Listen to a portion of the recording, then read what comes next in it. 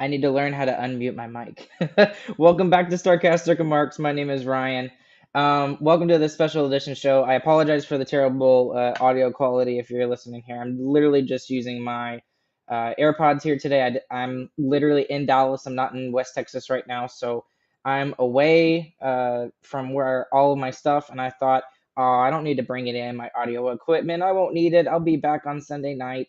And sure enough, I was seeing a bunch of stuff come out open today about the Stars, and I was just like, well, crap. So I'm using the camera from my actual laptop, which is it's a little grainy, and I'm using my AirPods for the speakers. So, but I did want to spend a little bit of time talking about some things, specifically about with Matthew Tkachuk, because it seems to be that some of the rumors have really started to spike up, not just for other teams in general, but also for the Stars. And again, this was very last minute, so bear with me as I try to pull this up. But this is what got some people talking among Dallas Stars fans, and hopefully you can see it on screen if you're watching on YouTube. But for those of you that are listening on the podcast side later, Andy Strickland, who, if I remember correctly, is a reporter for Bally Sports Midwest, and he's also the host of 590 The Fan. It looks like he works for the around the St. Louis Blues organization. So, anyways, he put out a tweet, kind of weird, saying, "What are the Dallas Stars trying to do with this emoji with two fingers under the chin emoji?" Um, it's really strange because this is not something that I thought the Stars would actually be fully interested in, but it looks like that the Stars may be in on this more than we originally thought. And we'll talk about some packages that we discussed on Wednesday night, Chris James and I, as well as some other packages that have come out as like an ESPN Plus article. We'll get to that here in a second. But I just thought it was interesting because on top of him tweeting this, what are the Dallas Stars trying to do? He also went a step further, and on the same thread. So it leads me to believe that this is something that is particular with the Dallas Stars. It said rumored to be in the mix with some star players who could be on the move. Good players available in addition to Matt Tkachuk. So I'm not saying that Matthew Tkachuk, some people are saying, oh, maybe Elias Lindholm is involved in this trade. I don't think so. That would be crazy for the Calgary Flames to lose their entire first line in one season. But what I do think could be a possibility is that maybe players like I was thinking maybe Andrew Mangiapane. Maybe Andrew Mangiapane, a 30 goal scorer, could be involved in this. But what I do want to get into, and I don't have it up here on available on my computer, but what I do want to do is I want to go through I've got it here on Twitter, is the package that ESPN Plus is suggesting that the Stars trade for. So included in this deal, I thought it was very, very, very, very interesting. Trying to get, and of course, right now my internet on my phone is not working very well. So okay, here we go. So this is straight from ESPN Plus, and I thought this was really, really, really, really interesting. So first off, their cap space right now is about $11.5 million, and they would still have to sign both Jason Robertson and also Jake Ottinger on top of this. So this is a very dicey situation. But this is what the ESPN Plus article says. It says the Stars would do well to add Tkachuk to their next wave of players behind a Jamie Benn, Tyler Seguin group like 22-year-old Jason Robertson and 23-year-old Jake Ottinger. One problem, both of these latter guys need new contracts as restricted free agents, which is going to slice into that available cap space. That doesn't make acquiring Tkachuk an impossibility, but it certainly complicates things. So here's the pitch that ESPN Plus is saying. First off, going to Calgary would be Denis Gurianov, so that's about $3 million. Roddick Faksa, that's about $3.25 million. And Esa Lindell, which is about $5.5 million, and a 2023 first-round pick heading to the Calgary Flames. And for the Dallas Stars would be getting not just Matthew Tkachuk, but on top of that, Blake Coleman, which is very interesting because that kind of sort of lines up with the with the tweet that Andy Strickland came out with, which is rumored to be in the mix some star players who could be on the move. Um, but I thought that was very interesting, and there's actually a lot of people who I've talked to over the course of the past hour and a half or so who have said, you know, trading that just for Kachuk alone would be pretty good for the Stars. On top of that, we get Blake Coleman for that.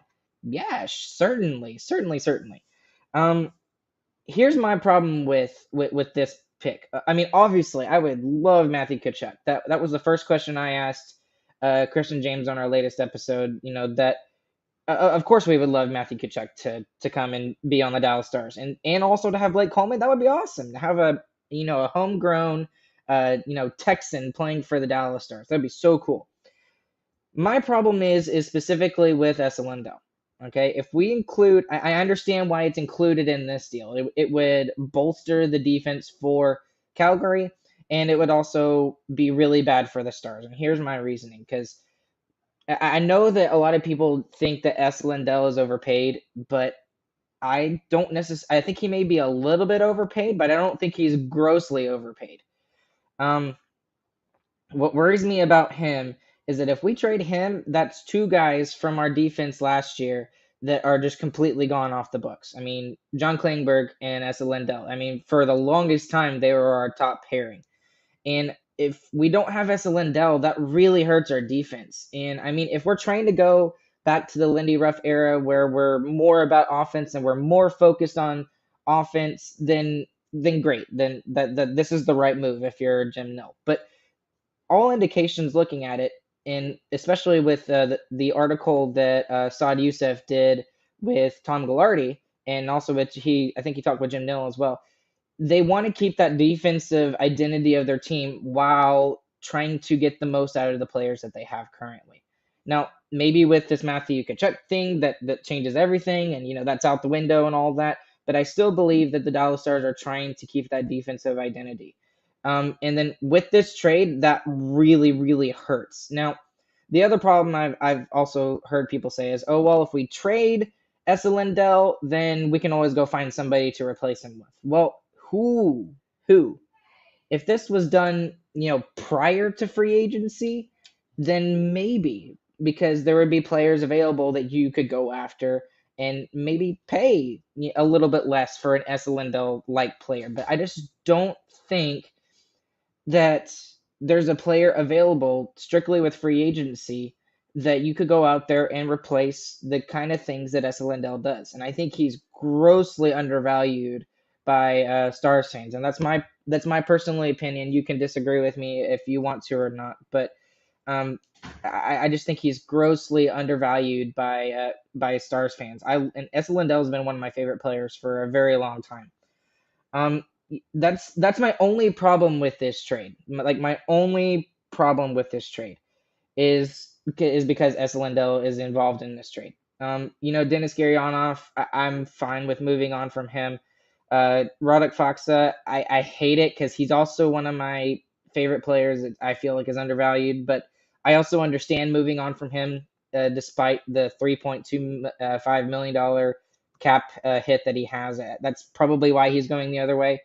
But I'm also fine with giving up a first round pick for somebody like Matthew Tkachuk. I'm totally fine with giving up a first round pick for someone like Tkachuk. But I just don't like the idea that Esa Lindell is involved in this deal. Now, something else I wanted to get into.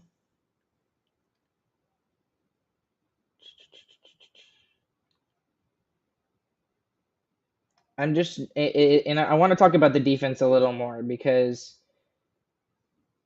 I just don't like what this could look like if you don't go out and keep Esa Lindell. Now, here's the thing I actually wanted to talk about is the next thing that we should talk about is the fact that, yes, if we do all of these things, technically this could add up to about 3 to 3.5, somewhere between 2.5 to 3.5 million dollars in cap space, where the Stars could possibly go out and sign John Klingberg. And maybe that's why John Klingberg still hasn't signed a contract anywhere, is because he's just waiting for the Stars to open up some cap space so that he could return for whatever cap hit they're trying to get him for.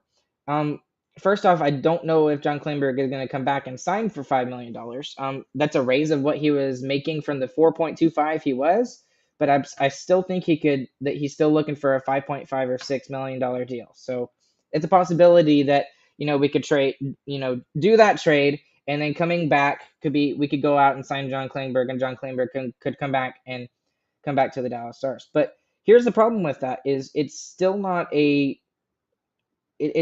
great decor, in my opinion. You've got Heiskanen and Klingberg as your top pairing, which that's fantastic. But it's that second pairing that I'm a little iffy about, because you've got a mix of the four guys here. You got Harley, Miller, Suter, and Hakanpää. Assuming all of that happens, so let's assume that trade goes through. Let's assume that we can re-sign John Klingberg, and he does come and he comes back. Okay, so like those two guys, and then you've got Harley, Miller, Suter, Hakanpää. I still don't like that. I mean, Harley, I don't know if he's ready yet. I don't know if he's ready yet. I keep going back and forth on him, but I want him to be ready, but I just don't think he is. Miller, I think he's a good second, third pairing defenseman, and he's a right-handed guy. So that would be fantastic, but we still don't know enough about him and how he would play under DeBoer's system. Suter, I know that lots of Stars fans are very low on Suter just because of the fact he's got a high cap hit, he's got a no movement clause, he's a little older. I don't think that at this point he should be a top pairing defenseman. He definitely needs to be probably the bottom pairing defenseman for him to be most effective. When it comes to Hakanpää, I'm high on Hakanpää, but can Hakanpää play that top pairing defensive role if Klingberg doesn't come here? Because let's assume that we do the trade and Klingberg doesn't come back here for the 5.2 million that we're talking about here. You've got these six guys. You got Heiskanen, Harley, Miller, Suter, Hakanpää, and Hanley. That's really, really iffy on a team that is trying to keep their defensive identity. And I know that some people are like, oh, well, it doesn't matter because it's the defensive identity of the whole team. And I know Chris talked about that in the last episode. But that defensive core really worries me. And if we're really into getting a Stanley Cup, that decor doesn't work.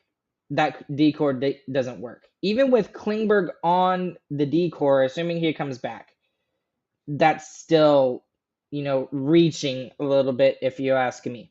So here's my question for all Stars fans, and I want y'all to put this down in the comment section down below, and I'll look at some of y'all what y'all think. But does Matthew Tkachuk and the trade proposal that is coming from ESPN Plus, let's assume that's the thing, does Matthew Tkachuk put us over the hump?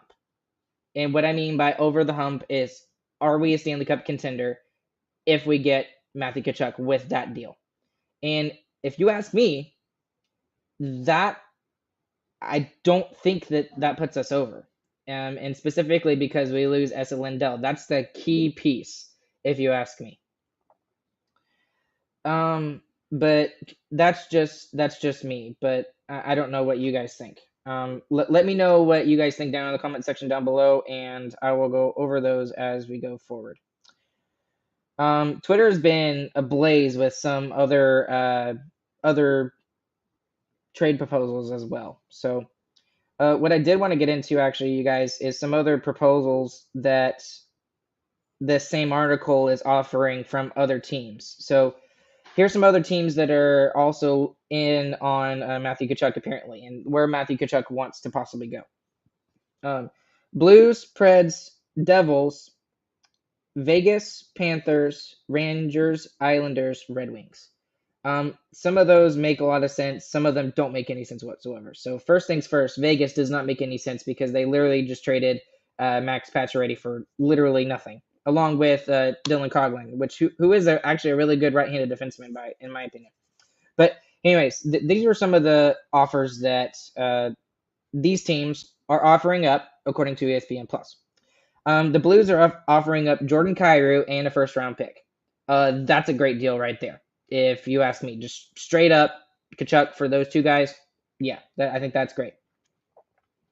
The Preds are offering Colton Sissons, Philip Tomasino, Jeremy Lauzon, and a first. I wouldn't touch that at all with the Preds. I don't think that's a good value deal for for the Calgary Flames, if you ask me. The Devils are apparently offering Jesper Bratt, Thomas Tatar, Riley Walsh, Jonathan Bernier, and a first.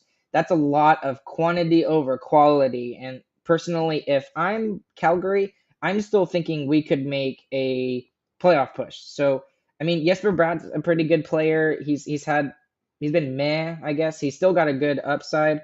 Um, as for where my there it is, Thomas Tatar. Thomas Tatar has not been all that great. I don't know a ton about Riley Walsh. I'm assuming he's kind of like a higher value prospect coming from the Devils.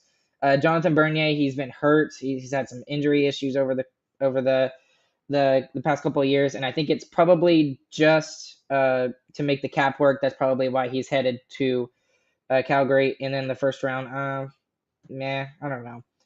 Vegas is apparently offering up William Karlsson, Alec Martinez, and Brendan Brisson. William Karlsson, I think he's a good top six forward, but I don't think he's a top three. I think he's a very good second line player. He's a guy that can get you some depth scoring, but he's not going to replace that scoring that Matthew Tkachuk, that Calgary will lose. Alec Martinez, I think he's a pretty good, decent defenseman, but he's older. I think he's in his early to mid 30s, so that's a little iffy there. Brendan Brisson is also I believe, is a prospect, and I could be wrong on that. I don't know a ton about Brendan Brisson. The Panthers is the one that really interests me the most, and it's probably the one that I would look to if I'm Calgary. You got Carter Verhaeghe, who's being offered up, Patrick Hornquist, Mackenzie Weegar, and a first-round pick. So I know I just said that, William Karlsson is not going to replace the kind of offense that Matthew Tkachuk gives you. I don't think anybody is going to replace him, honestly. So I think this is probably the best deal on the ESPN Plus article. Carter Verhaeghe came out of nowhere with Florida the very recently and has been a very good player for him. I think he could fit in the Calgary roster very well. Patrick Hornquist, he's kind of just an addition to this. He's probably a bottom six guy at this point, but he's still a guy who could play on the power play. Maybe the second power play could, stand in front of the net. He's an older guy, but I think he would be a good addition to the Calgary team, who is very hard with the head coach that they have. And then Mackenzie Weegar, I think that's kind of a bonus if you're the Calgary Flames. Weegar is a really good defenseman, and he's really shown over the course of the past 2 seasons that he could be a top 4 defenseman. And I think he could be a top 4 defenseman for the Calgary Flames, and then obviously a first-round pick. So I really think that I think that's probably the best trade proposal if I'm Calgary, according to this article. I'm sure there's other trade proposals that other teams have done. But anyways, let's move on to the Rangers. They're offering up Philip Hedl, Barclay Goodrow, Hajek. I'm probably saying his name wrong. I don't know a ton about him. And a first-round pick. Hedl, I know, was playing hurt during the playoffs. Him on that kid line for the Rangers was really, really good in the playoffs. I don't know how much upside he has offensively, but I think he could be a good offensive player, maybe a middle six, maybe a top 6 guy. But I still think Verhaeghe is a better option than Hedl. So that's why I would look at the Panthers. Goudreau, I don't think Goudreau is going anywhere because they literally just signed him. And I think Goudreau on the Rangers was a good addition. And I think that he's a guy that when you look at a Stanley Cup roster, he's a guy that you want to have on your roster when you're going to the Stanley Cup Finals. So the Rangers are really close, in my opinion. They're really close. Hajek, again, I don't know much about him. I think he's a defenseman. I think he's a guy that's been around for a little while. Hasn't really projected out the way that the Rangers have wanted him to. But again, I'm not positive on that. That's just what going off the top of my head. And then obviously a first-round pick. For the Islanders are apparently offering up Beauvillier, Wahlstrom, and a first. No. Just no. I'm not even going to go into that. Beauvillier he's a good player, don't get me wrong, but he's not a guy that could replace more offense than either Hedl or Verhaeghe, in my opinion. So that's why I don't even look at that. I don't really have much else to say on the Islanders proposal. I think that's just meh, whatever. The Red Wings. The Red Wings. This was a little bit of an interesting one. And I mean, the Red Wings have done a lot of work, especially with when it comes to their draft, and also when it comes to the moves that they made in free agency. If there's a team that could make the next step and make it into the playoffs, and maybe be kind of like a quote unquote Cinderella team in the playoffs next year, I'd look at the Red Wings possibly doing that. Um, anyway, their proposal, according to ESPN Plus, Todd Bertuzzi, Rasmussen, Hronik, and a 2024 first round pick. So Todd Bertuzzi. See, it's his son, not Todd Bertuzzi. I forget his first name. Y'all help me out here with his first name. But Bertuzzi is a pretty good top six forward.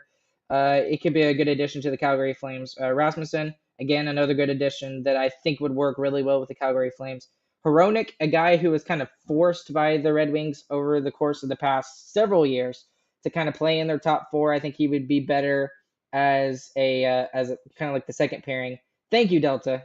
Tyler Bertuzzi. Thank you. And then a 2024 first round pick. So um, going through all of those proposals, I still think the best ones, in my opinion, are the Panthers, the Rangers, the Devils, and the Blues. So out of those four, I would probably most likely go with the Panthers.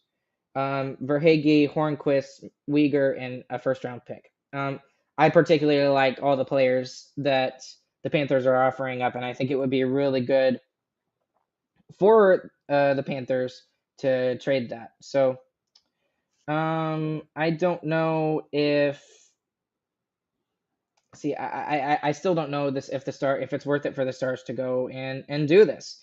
There's so much speculation around this, but um, what I do want to ask is your trade proposals for Matthew Tkachuk, because we have talked about it on our podcast a little bit, and then I'll probably get off of here and I got to get going. But for me, what I was thinking could be a good move was if they did Robertson in a first or Robertson in a second. Because one thing, I really don't want to give up uh, one of the big three prospects that the Stars have right now with Stankoven, Wyatt Johnston, or Maverick Bork. I don't want to give up any of those three guys because I think two or all three of those guys could possibly come into the roster as soon as this season. So I would not want to give those guys up. So some other trade proposals that I've seen, really need to look this up because there was a couple.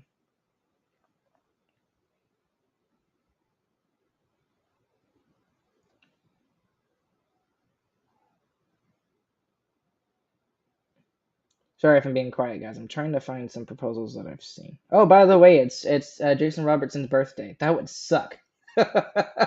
Get traded, uh, get traded on your birthday. That would really, really, really suck. But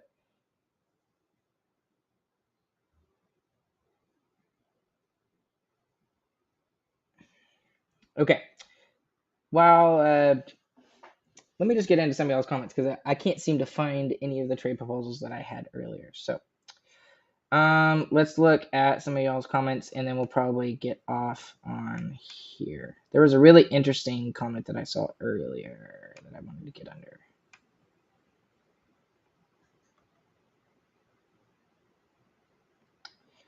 I believe it was something about, yeah, here it is. Yeah, okay, so I wanted to talk about this a little bit. Ardell saying there's an underlying story here that many players do not want to play in Canada. Taboo, perhaps, because it's Canada's sport, but it's nonetheless true.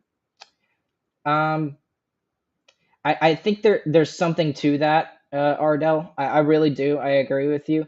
And what I really think it is the players that play in Canada, but they live in the States, with their families during the off season or whatever.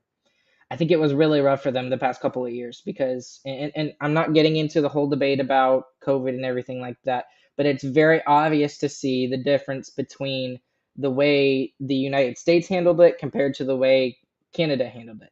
Canada was a little bit more little bit more conservative, a little bit more conservative. No, excuse me, that's probably not the right word to say. They're a little bit more harsh on it. They were locked down for a lot longer than the states were, and there was a lot of things that you could do in the states during the COVID time that you couldn't do in Canada. And it was just really frustrating for I can see how it'd be really frustrating for a lot of those players to experience that and know that they can't leave their hotel room when they're in Canada during those times. And that was part of the restrictions, over the COVID time is that when the United States teams came into Canada, they were not allowed to leave at all uh, their hotel rooms. And I mean, I could see how that would be rough. So let me see some other comments. Uri, hey man, how's it going? Jersey for Klinger doesn't make sense. They have Hamilton traded for Marino and also Severson while drafting Nimick as well. Yes, I agree with you on that. Another team that did that recently was Philadelphia. They signed Tony DeAngelo, and they've already got three guys who do very similar things to what Tony DeAngelo does. So I agree with you on that in that case. Let's see what else. Let me get to some more recent comments because I know some of y'all are kind of waiting for me to get to this. Lizzie making sense. Okay, so let's pull up Talik Lizzie's because Brooke's saying Lizzie making sense. Robertson in the first for a guy who wants to leave and is a UFA in a year. No, no, no. Yes, okay, so that's a good point we should also bring up. I know that it sounds like, according to rumors, it sounds like that Dallas is a team that Matthew Tkachuk wants to come to. So I think as part of the deal for whatever team signs Matthew Tkachuk is that there has to be a long-term extension in place. I think that's going to require a trade to be done for any team, honestly, in my opinion, because all of these teams are giving up, pretty big guys, whether it's Dallas or especially St. Louis. Giving up Jordan Kyrou and a first-round pick for Matthew Tkachuk, that's a lot. So Brooke right here saying Lizzie making sense there. Yes, I 100% agree. So we'll have to see on that. Uri also coming up and saying we hope these three could become somebody. Robertson already is. They're still magic beans. Okay, so the three that Uri is referring to, I'm assuming, is obviously Stankoven, also talking about Johnston, and also talking about Bork. Yeah, and it would be really hard to trade one of those magic beans and then we trade the wrong magic bean, if that makes any sense. So, let's just say we trade Logan Stankoven in part of the deal for Matthew Tkachuk, and Logan Stankoven turns out to be like this amazing, amazing player for the Calgary Flames. Matthew Tkachuk doesn't really pan out for the Stars, and neither does Johnston or Maverick Bork. That would really suck. It would absolutely, really, really suck. So that's just that's an interesting take because you could look at those magic beans and think, okay, this is the highest level of value that these magic beans will ever have, right? You could look at that and say that, but I don't know. So let's see. Let's look at some of y'all's other comments here. Kind of going back a little bit here. Brooke and Michael Hall. Hey, Brooke, how's it going? How much trust do you have in what Nil may do? Are you nervous? I know a lot of people get frustrated with what Jim Nill does, but I really have a lot of trust in Jim Nill, and I think Tom Goularty does as well. Obviously, with the news that he's probably going to be signing an extension, and then he's slowly going to be handing off the reins to somebody else over the course, I would say, of the next 4 or 5 years. Whoever that is, I don't know. But am I nervous? Yes, I am. I'm crazy nervous about this deal because I'm scared that we're going to give up somebody big in order to get Matthew Tkachuk. I much prefer the homegrown guys, and then you get into all the guys that we could possibly trade. If we do the S. Lindell trade proposal, that really puts a hamper on our blue line. And, our forward group looks great, but our defense kind of sucks. Yeah.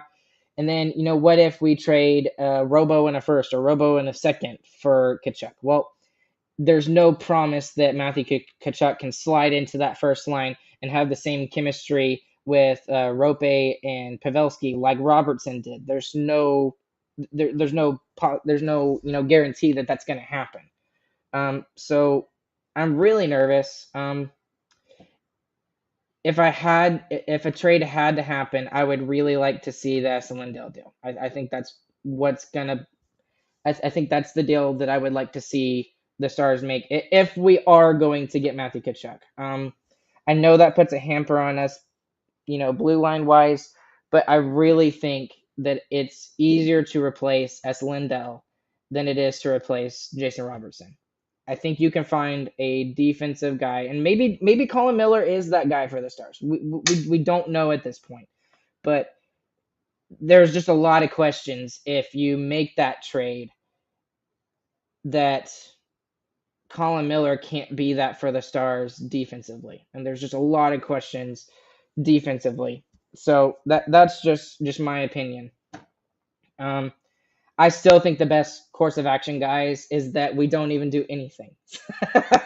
So, 35 minutes later of me talking about all of this stuff, and I think the best thing for the Stars to do is just to do nothing and leave it as it is, and don't go after Matthew Tkachuk, because I think we're in a good situation as it is. I think we have the right amount of cap space to be able to sign both Robertson and excuse me, and Ottinger. And I think with both of those two guys signed, I think we still have a very solid team. Our forward group looks really good. I'm really excited to see what Mason Marchment can do with this team.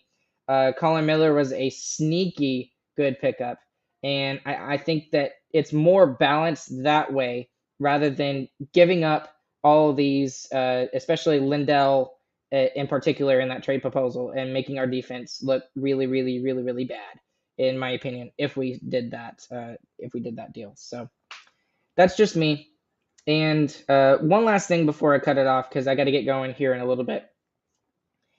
A lot of people are looking at this trade, and I'm just doing this because I'm seeing some things about the 1999 Stanley Cup, and they're kind of comparing this possible trade that Dallas could do with Calgary to the deal that the Stars did when they traded Jarome Iginla, who is a really big, high prospect. Obviously, we know what he did. He's a Hall of Famer, and everything like that. But we traded him for Joe Nieuwendyk, and Joe Nieuwendyk pushed us over the edge with getting the Stanley Cup in 1999 and being a Stanley Cup contender for a good 3, 4, 5 year run. What's different about that team compared to our team now is I think our defense was a lot better back then. And we were able to give up a high-level prospect like that because we were confident in our defense. I'm not confident in our defensive core. And I think that's the difference between those two situations, is that I really think the Stars were a Stanley Cup contender, and they just needed that one player to get them over, and Joe Nieuwendyk was that guy. I don't think the Stars are at that level right now to where if they get Matthew Tkachuk, that he puts them over. And I also don't think giving up Lindell I don't think that puts us over. I really don't. So that's just my opinion. And again, that's assuming that Klingberg comes back and signs with the Stars again. I still don't think that puts us over if we re-sign Klingberg. So that's just what I think, and that's just my opinion. But Brooke, you like where we're at? I guess you could say that. Yes. Maybe I'm just homering it here. I like where the Stars are at. I'll say it right there. We've got a pretty decent roster who could go deep in the playoffs. We've got a guy, Mason Marchment. We've got 3 guys coming up offensively who can produce. Give them a couple years, and maybe we see all 3 in the Stars lineup, and we're tearing up the league at that point offensively. But we'll see how all this goes, guys. But again, this was kind of an impromptu kind of live stream. There was no plan in this at all. I didn't plan, I'm going to go with this and do this. This was just kind of like, random thoughts that I had. So Anyways, guys, thank you guys for clicking on this. I should have said thanks to DraftKings for being our sponsor, but I completely forgot about the beginning of this. So, anyways, go and use that promo code THPN up there in the top right hand corner. Appreciate everything that you guys do for us, listening to our podcast and allowing us to do what we do and I love doing this and talking Star Hockey with you guys. So I appreciate it. Um, Along with nobody, my name's Ryan. This has been Starcast Sticker Marks. Appreciate you guys listening. We'll catch you guys on the flip side. Hope you guys have a good afternoon, evening, whenever you are listening. So, and we'll see you guys very, very soon. Goodbye.